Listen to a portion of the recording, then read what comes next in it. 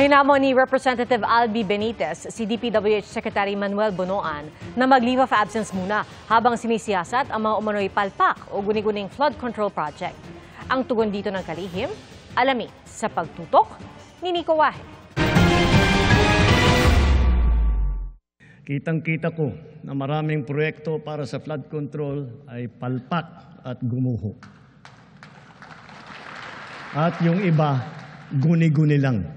Yan ang pasaring ni Pangulong Bongbong Marcos sa kanyang sona noong Lunes, kaugnay sa ani ay mga guni-guni lang na mga flood control project. Sabi ng Pangulo, panagutin ng mga tiwaling opisyal na nasa likod ng palpak na libu-libong flood control project sa buong bansa. Pinagsumiti nga ang Public Works and Highways Department ng listahan ng lahat ng flood control projects sa nakalipas na 3 taon at ilalathala para malaman ng publiko sino ang mga dapat managot.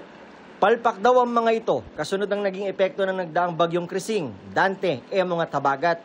Kasunod ng banta ng Pangulo, nanawagan si Bacolod Lone District Representative Albi Benitez kay DPWH Secretary Manuel Bonoan na mag-leave of absence muna.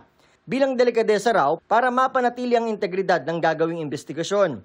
Si Bonoan, handa raw na mag-leave of absence. Okay lang, if it is necessary, bakit hindi po? Sinagot din ni Bonoan ang komento ni Manila Mayor Isko Moreno na i-turn over na sa mga LGU ang flood control project.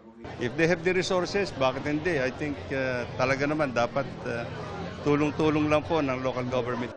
Ayon kay House Committee on Public Accounts Chairman Terry Ridon, hinahanda na nilang investigasyon kaugnay sa flood control projects. As soon as ma-organize po yung House Public Accounts Committee, magkakaroon na po ito ng pagdinig sa mga lahat ng infrastructure projects including flood control and drainage projects sa atin pong bansa. Agad daw nila ipatatawag ang DPWH para maimbestigahan. Para sa GMA Integrated News, Nico Wahe, nakatutok 24 oras.